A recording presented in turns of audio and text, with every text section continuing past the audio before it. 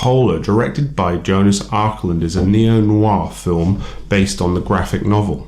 Duncan, or the Black Kaiser, played by Mads Mikkelsen, is due to retire from his job as an assassin within the next 14 days. However, the head of the organisation, Mr. Blutt, played by Matt Lucas, discovers that if the assassins are to die before they are retired, then they don't get their retirement payout.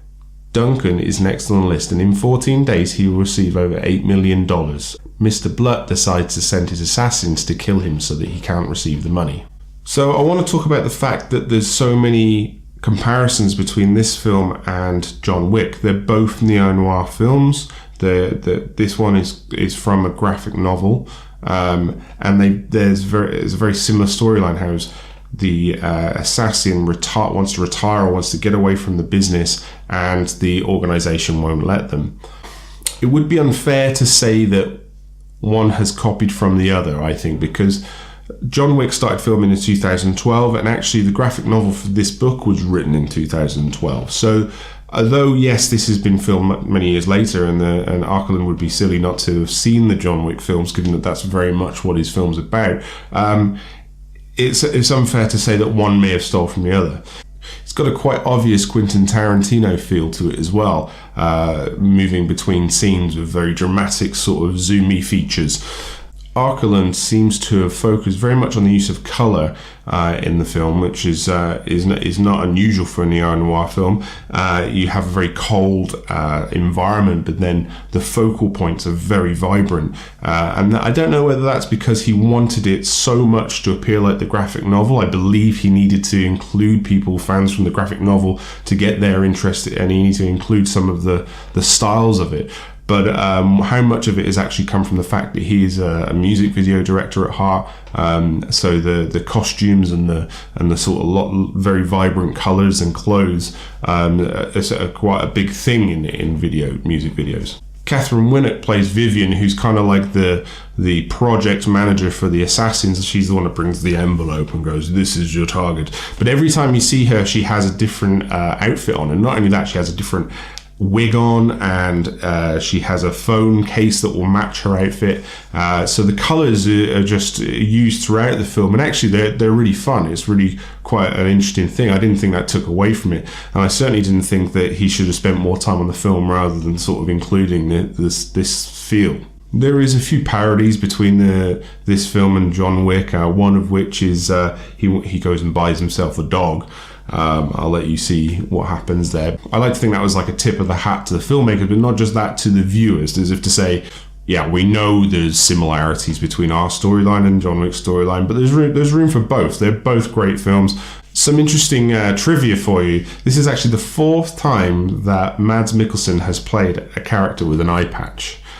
He was in Valhalla Rising, he was in Quantum of Solace, he was in The Three Musketeers, and now he plays Polo, which is got the eye patch. I think he wears it on a different side to the novel, though. You guys can let me know if I'm right with that. Also, who designs that eye patch? Is there a shop you go to? Is there any one-eyed people out there that can tell me there's a shop you go to for eye patch? I'm gonna have to Google it and see if there's an online one, but he's got like an Oakley style eye patch, a bit like Fury, but like even cooler than that. It looks cool. Like it, I don't know if it's how it is in the graphic novel, but his looks like it's made for his head really well. There is oodles of violence in this film, which is always an interest of mine, and I think it was good again to make a film that wasn't sort of aimed at the total market, and make it really for the adult viewers. We've proven that now you can get the ratings that with John Wick and with like Deadpool and all these other ones, that if it's a good film and it's got violence in it, you're not cutting away half of the demographic that can watch it. There is a lot of people out there that will watch it. It's currently sitting at 6.3 on IMDb. I think that's quite fair. Maybe a little bit more than it should, but definitely above 6, because it's not going to win any Oscars, but it is a great film. The storyline in it's something we've seen several times, but again, it's a different take on it, the way it's shot and the action scenes. John Wick is very much like got a kung fu-y sort of action scenes, the fighting sequences, whereas this is very much military. Mads Mikkelsen's character doesn't do spins and jumps and kicks and stuff like that, and uses all of the things to make people die really crazily. He's very much military, sort of disable people, get the kill shot, next person, and it is really done really well. I'm really glad that the film done so well. I've met Mads Mikkelsen, and he's a lovely guy. He's also the EP or the executive producer on this film.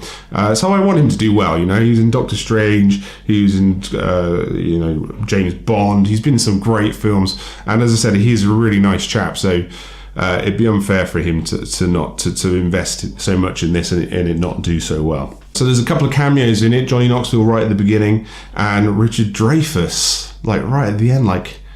Is he pals with someone or something? I mean, it's really odd. I mean, he don't go and apply for his role. He's in it for maybe 10 lines, but quite a key character in the overall evolution of the story.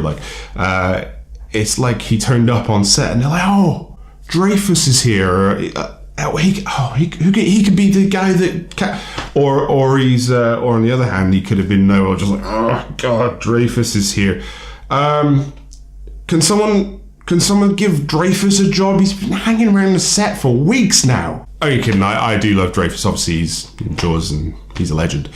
But guys, I think you should watch this film. It was really entertaining. Yes, there's a little bit of tongue-in-cheek, but don't go into it watching a film and thinking, "Oh, John Wick, they've done this from John Wick." Just watch it as the film. I mean, I suppose if you read the graphic novels, you're going to watch it anyway, and you're probably going to do your comparisons to John Wick and to the graphic novels. But I think if you hadn't seen John Wick, you would probably watch this film and enjoy it more, because you don't have that at the back of your mind. It's just like an assassin. We love this storyline with assassins. Netflix loves the storyline with the assassins. And I think you will enjoy it more if you go in open-minded and don't start thinking about John Wick all the time. Guys, it's been great fun. If you like what you see, please subscribe to my channel.